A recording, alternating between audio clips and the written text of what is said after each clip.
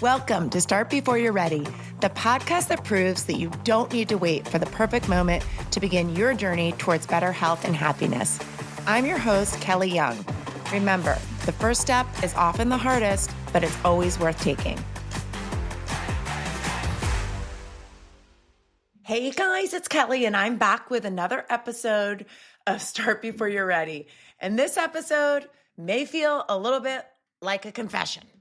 I'm going to start by confessing to you that this is the third podcast that I have recorded this week. And the other two I don't like. And I've never had that happen before. I always love the podcast. And I didn't have a guest, so it's not like I'm saying I didn't like the guest. I had recorded two different podcasts about the book because we're coming on the 1-year anniversary of Start Before You're Ready. And I thought, oh my gosh, how fun. We can read a chapter of the book and talk a little bit about it. And I don't know, that's not what this podcast is. It's not a chapter of a book. So it's Friday night and I'm redoing it. And I'm going to love this episode because it's going to be authentic and it's going to give you some insight on what I do, why I love what I do. But I'm going to start with a confession. I don't know why I'm telling you this, but on Fridays, sometimes, I haven't done it in a long time. I love my coffee that I make at home. So only like if we're traveling do I get coffee out. Not that it's just nothing wrong with getting coffee out. It's just what I do. I love Starbucks coffee. I do love Starbucks coffee. I've really kind of moved into like a venti, but I never drink it all. I should just get a tall and drink it all. But anyway, a tall coffee and a petite vanilla scone was like my Friday treat sometimes. If I felt like I had a really good week, I would give myself a tall coffee and a scone. Well, I went to get a tall coffee and a vanilla scone and they didn't have any scones. And I got it in my head that I was having a vanilla scone. So I was like, all right, well, what else can I get? I'm like, all right, I love chocolate croissants. I'm like, I'll get a chocolate croissant and eat half of it. I'm here to tell you I did not eat half of it, but it was delicious and it's fine. But that's just a little fun Friday fact that you may or may not know about me. I love those little petite vanilla scones. If anywhere else to get like those little scones, tell me because I really like the Starbucks ones. And I know that like it's not like a special bakery or anything at Starbucks, but I love scones. They're like the perfect amount of sweetness, taste like a baked good. That is not what this podcast is about today. This podcast is actually about connection. And it has been really apparent to me over the last few weeks how important connection is. And it's something that I value so much when I get the opportunity to connect with people. So we had been running a promotion called No Excuses November. And one of the requirements of the promotion is that the people that are interested in the program have a meeting with me. And I just value so much getting to sit down one-on-one with somebody, whether it's for 15 minutes or an hour, and talk about their pain points and talk about their history and what they're looking for and see if we're a good match. And I just think it's so incredibly valuable. And I will tell you, this week in particular, I had 5 amazing, meaningful conversations. I think they were all with women that just lit me up. I was like, man, this is why I do what I do. Everybody has a story. Everybody has a history. Everybody is struggling. Everybody wants to be a healthier version of themselves. There's so many things that we all have in common, and it just feels good. It just feels good to connect to people. One of the things I like to do in my class is get people to talk. And I don't always do this. It depends on the class. Some classes, there's a lot of people in them. They're 45 minutes long. We just don't have time to talk. But it's especially in my classes that are an hour in the evening or outside at the lot, I love to ask people to share. And this week, one of the questions that I asked was, what are you struggling with right now? And I think it took some people by surprise. And I really appreciated some of the answers. And I'm just going to share, I'm not going to say who said what, but I'm just going to share some of the answers that I heard this week. One was that somebody's said that they were struggling with motivation. And that's just such a real answer. Like, I'm struggling with motivation. Like, I'm not motivated right now. And I'm not in this, when we're doing this, when we're in the studio or out of the parking lot or whatever conversation I'm having, I'm not trying to solve their problem. Like, I'm not going to say, hey, you should do this to be motivated. But it just helps me as a coach to know what people are struggling with. And that's such a real thing. I'm struggling with motivation. I'm struggling to want to do anything. I think people get into these stages where they just like, I don't care. Like, it doesn't matter that much, or it's just not that important, or it's not even that. They just have some negative energy, or they're just feeling tired, or they're feeling burnout, or they're feeling stressed. And it's hard. It's really hard. That big person in particular, hey, they were at an evening workout and they're struggling with motivation. That tells me something. And another thing that I've heard quite a bit is nutrition. This is the time of year when people just get off track. I think it's a little bit of like permission. Like, it's that you just think about when you go to Costco now, or you go anywhere, like, what are they highlighting? It's like butter cookies and dips, and it's like all about yummy, rich food. And it's like, it's kind of like, 'tis the season, even though it's just the beginning of November, but 'tis the season to indulge and have the foods that you might not normally have. And I totally get that. And again, I'm not, when they're sharing with me, I'm not giving advice, but I want to use this as a little bit of an opportunity to talk about that, because I am of the mindset that seasonal food or holiday food doesn't get you off track if you allow it to, if you don't make it part of your daily routine, right? So I say personally, enjoy the extra things that you appreciate about the season. Hey, I just told you about my chocolate croissant. That's not even seasonal. But before I had that chocolate croissant, okay, I had chicken, avocado, and an apple. I'd already had that, and I was still a little bit hungry. I don't know why. It was like later in the afternoon, and I'd been out and about all day, so I was like a little bit hungry. But the 300-calorie chocolate croissant is not going to derail me. It's just one thing.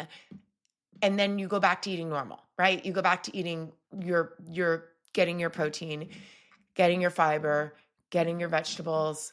The advice that I want to give to you guys is, don't throw in the towel, okay? Do not throw in the towel.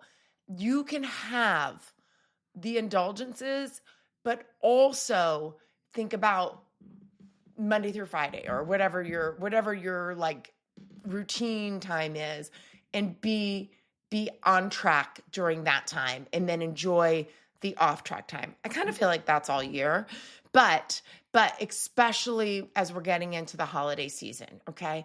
Just think about, I'm going to be good most of the time. Just because I'm having these indulgences doesn't mean I need to not eat protein at breakfast, or doesn't mean I don't need to eat a vegetable again until January. It's more than just managing your weight, right? It's how you feel. It's your energy. It's your nutrition. We want to stay energized and lit up during this season and beyond. So that's just my nutrition advice. I have a lot of people that say they need to get back to tracking. I heard that quite a bit actually this morning. I need to get back to tracking. And tracking, what does that mean? Tracking means that they're going to record their food. So they're going to log what they eat into MyFitnessPal or some kind of food diary. And I know that tracking works. I know that it works.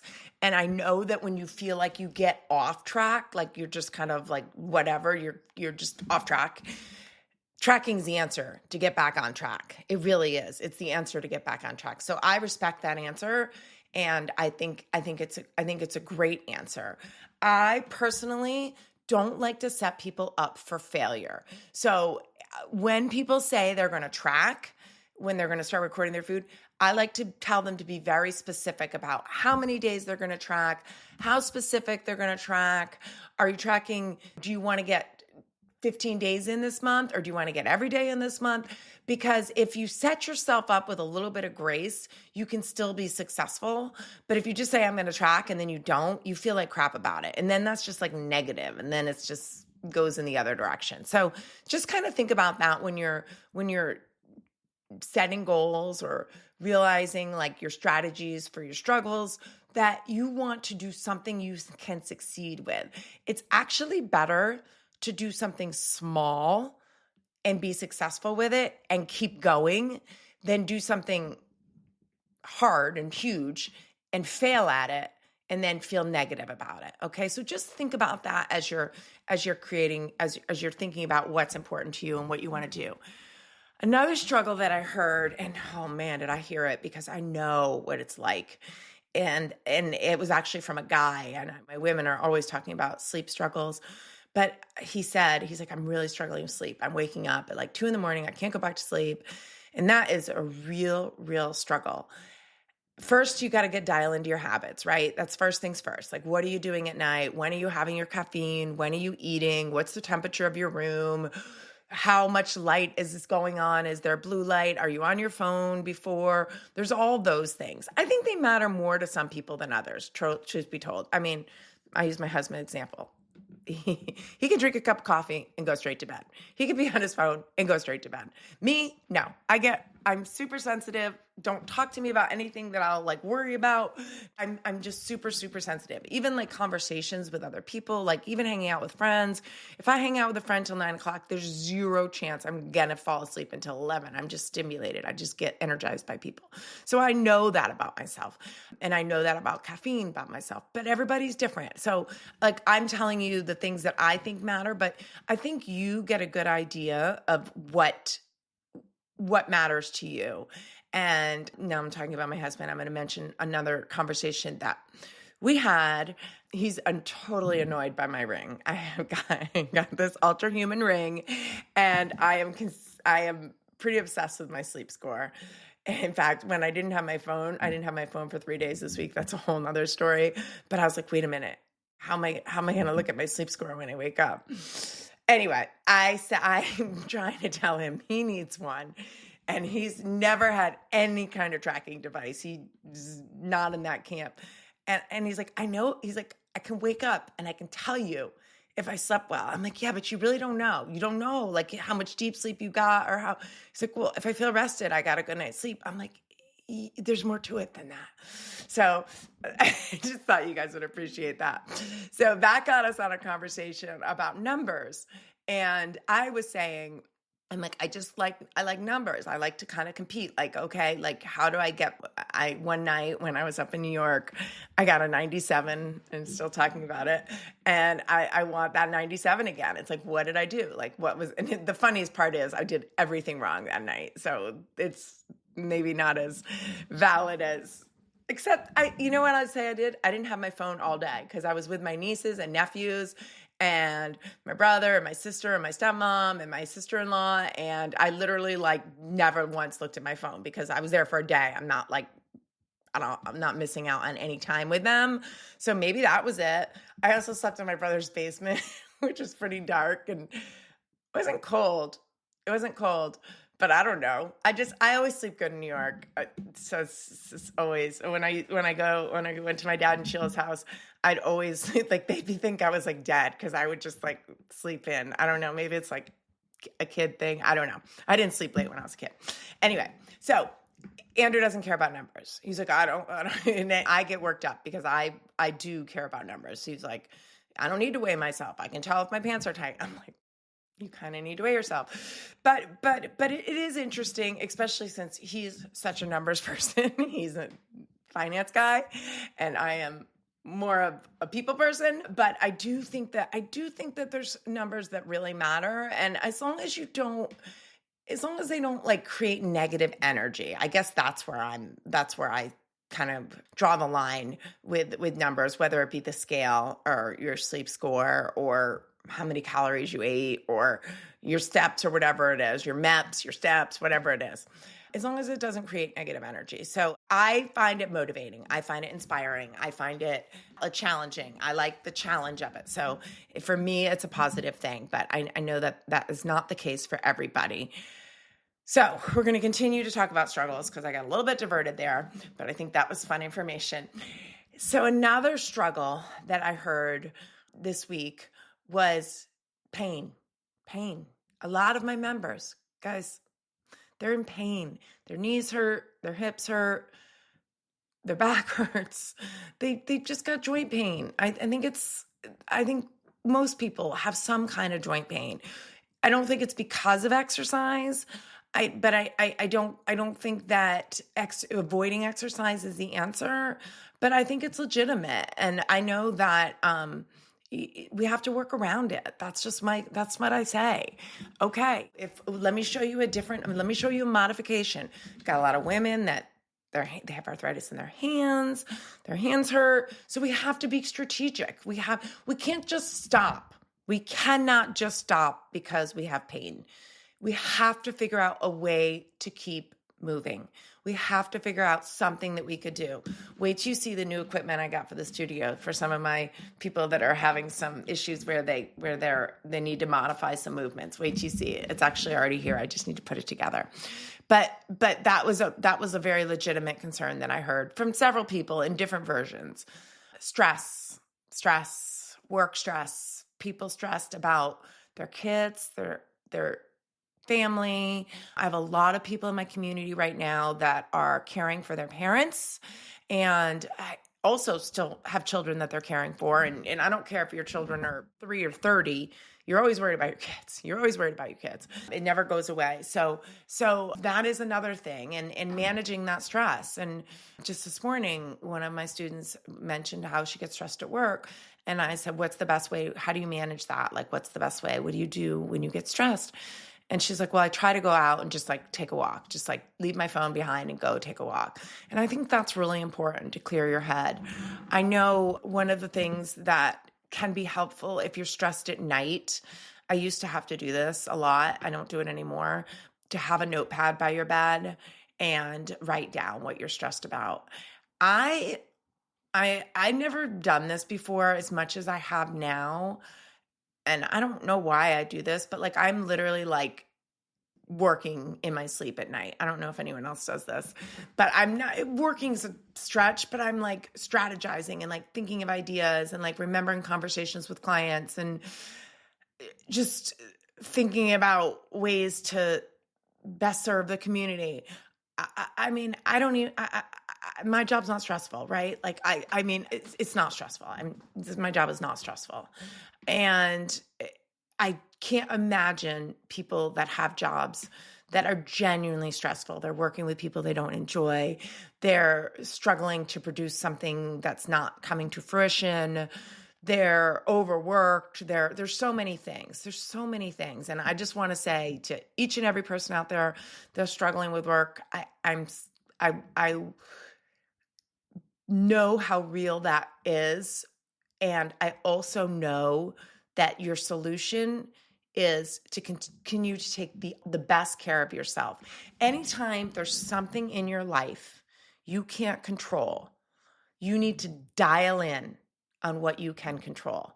And you can control your nutrition and you can control moving your body, however it is, however often. Those are two things that you can control. I want to say you can control your sleep, but we just talked about how sometimes it's hard to control your sleep, but you can dial into the habits that help with your sleep. That's really important. Or any of the things that you are going to help. So it goes back to that saying, control the controllables, right? There's things in your life you're not going to be able to control. And that's when we need to dial in to the things that we can control. Another thing that my members mentioned about struggling with is, I hear this often, but it's like guilt. Like, okay, like I'm working so much. When I finish work, I need to get home to my family. And I get that. That's like so real. That's like so real. But that's where you have to tell yourself, and I try to live this, is quality over quantity, right? So like being together is great, of course, and spending as much time with the people you care about is great, but feeling good and energetic and taking care of yourself is going to make you better at whatever other role that you need to show up strong for. So just kind of think about that. So I wanted to also, in this conversation with you guys, share some wins that I had from last week. So one of the things that I like to do every week that I'm going to be totally honest with, I've been incredibly inconsistent with.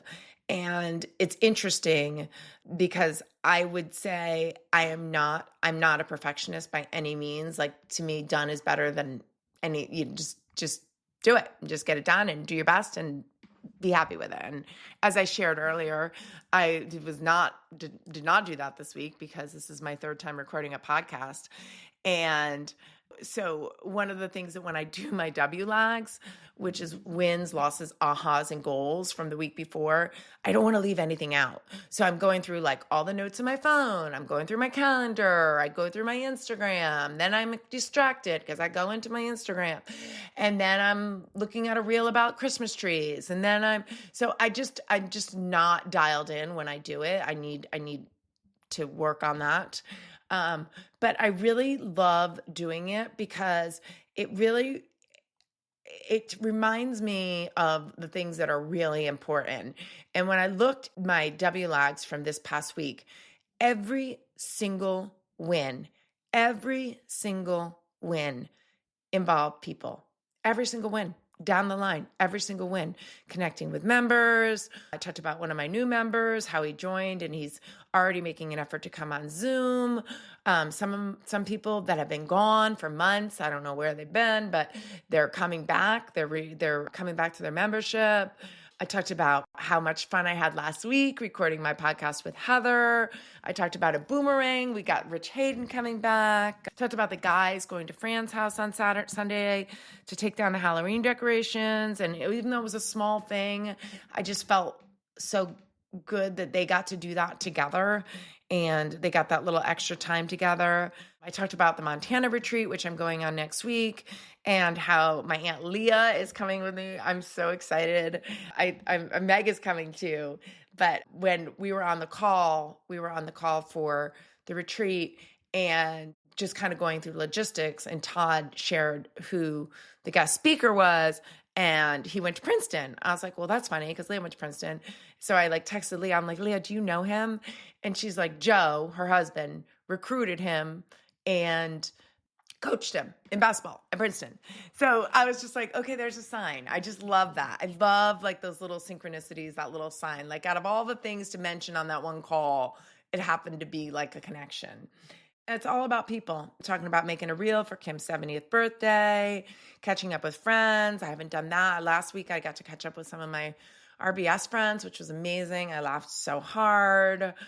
Dawn's new format, one of my new instructors, absolutely blew it out of the water with a new dance format. And I knew she was going to. Actually, it's like I already envisioned it being what it was, but seeing it come into fruition and seeing the energy. I walked into the studio and there was this amazing, fun, energetic, positive, uplifting dance class going on. And I was just like, this is what the world needs more of. And everyone was lit up and the energy was so positive.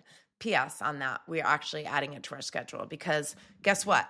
Start before you're ready. The best time to start is now. We had a slot open, an evening slot. People were like, do this in the evening, do this in the evening. I'm like, well, we have an evening slot open starting next week. How about we do that? And here we are doing it. Act on it. If you've had an idea or you feel like, and guess what? If it's not a great time and we need to switch times, we will. No problem. Right? But let's try it. Let's just try it. That's a really good tip. So really, guys, I know this podcast is a little bit all over there, but what I really wanted to tell you is having meaningful conversations and connecting. When you're with people that you care about, don't even just say, how are you doing? Or what's new? Or how, it's like, ask them specific questions. Ask them, hey, is there anything you're struggling with right now? Or what have you been really enjoying? Or I just feel like I like to have these more meaningful, deeper conversations. And I like when everyone, especially if it's a group, I like to have everybody talk. And whether this is in your work environment or in your family, there's some people that just naturally are going to just share more, which is great. We certainly need those people. I'm definitely one of them. But I want to hear from other people. I want to hear what other people have going on. I say when you're up teaching a class, you're on a mic, and I'm known to overshare. I'll tell a stupid story about anything, what I had for breakfast or what I just like to share. And I want to know what they had for breakfast. I want to know how their day was. I want to know what's stressing them out right now. I want to know what's energizing them. I want to know what fun thing they've purchased recently. There's so many fun questions that you can ask. So this episode is really to inspire you to have some deeper conversations and also reach out. I'm going to say this over and over again. I love coaching people. It is my passion. If someone is in the mindset, I don't say I just don't want to have a generic conversation, but someone has the mindset that they're looking for change, they're looking for a solution, they need help getting started, they need help, they need a guide. They need a guide to just create a plan for them. I think I'm very good at that. I really do. And I can say with honesty that I get just as excited about people getting started, whether I know them or not, as they do, because I know what it means. I know what's possible, but you're never going to have that opportunity unless you start. So start before you're ready. Thank you for tuning in to another episode of Start Before You're Ready.